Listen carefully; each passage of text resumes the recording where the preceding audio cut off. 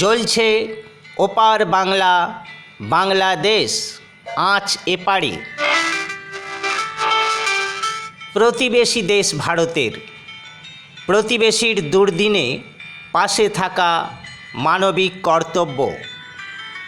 কি বলছেন পশ্চিমবঙ্গের মানবিক মুখ্যমন্ত্রী মাননীয়া মমতা ব্যানার্জি? শোনাবো সেই বক্তব্য। তার আগে সোনার বাংলার সোনায় মোড়া চিত্রটা জাতীয় সঙ্গীত শুনতে শুনতে একটু দেখে নেওয়া যাক, সেই সাথে অশান্তির কারণটা সংক্ষেপে শোনা যাক। সোনার বাংলা আমি তোমায় ভালোবাসি, চিরদিন তোমার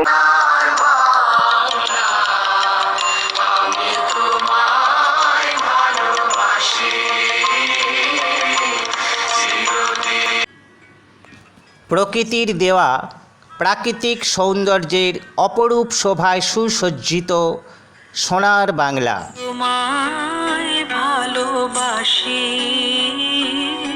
সুখ দুঃখ বেদনা আনন্দ সব নিয়েই ব্যস্ত স্বাভাবিক ছন্দে প্রবাহমান ছিল এই প্রতিবেশী দেশ। হঠাৎ যেন দুর্যোগের ঘনঘটা তীব্র থেকে তীব্রতম হয়ে উঠল। স্বাভাবিক জীবনে ছন্দপতন ঘটল, ছত্রভঙ্গ হয়ে গেল জনজীবন।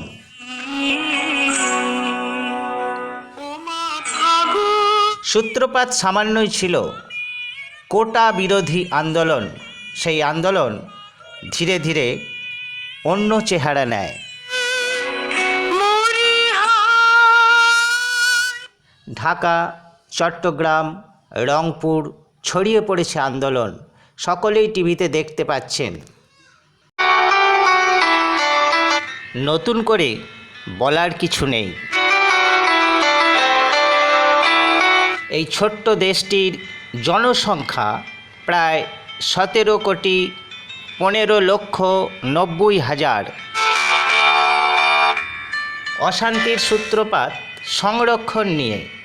চাকরিতে নিয়োগের ক্ষেত্রে 56% আসন সংরক্ষিত ছিল, বাকি 44% আসন ছিল সাধারণ মানুষের জন্য।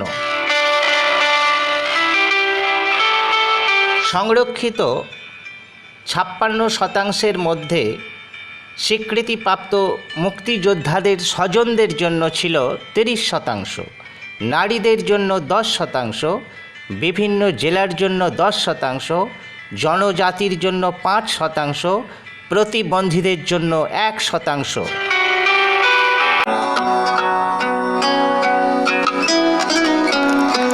আমার সোনার বাংলা আমি তোমায় ভালোবাসি। 2018 সালে এই সংরক্ষণ সংস্কারের দাবিতে আন্দোলন ছড়িয়ে পড়েছিল, তবে তখনকার মতো স্থগিত হয়ে গিয়েছিল।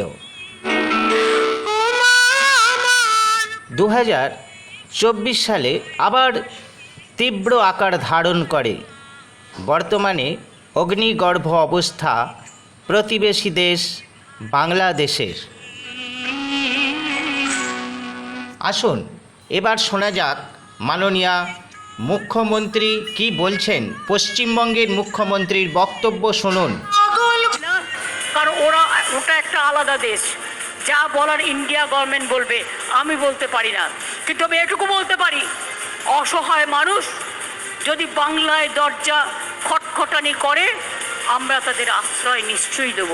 তার কারণ এটা ইউনাইটেড নেশনসের একটা রেজুলেশন আছে, কেউ যদি রিফিউজি হয়ে যায় তাকে পার্শ্ববর্তী এলাকা তাকে সম্মান জানাবে।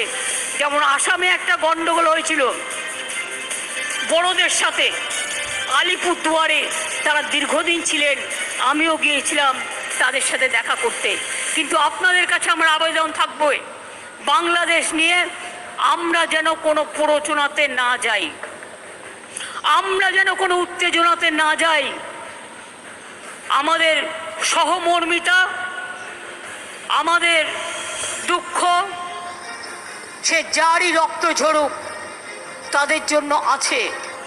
আমরা দুঃখী, আমরাও খবর রাখছি। ছাত্রছাত্রীদের মহান প্রাণ, তাজা প্রাণগুলো চলে যাচ্ছে।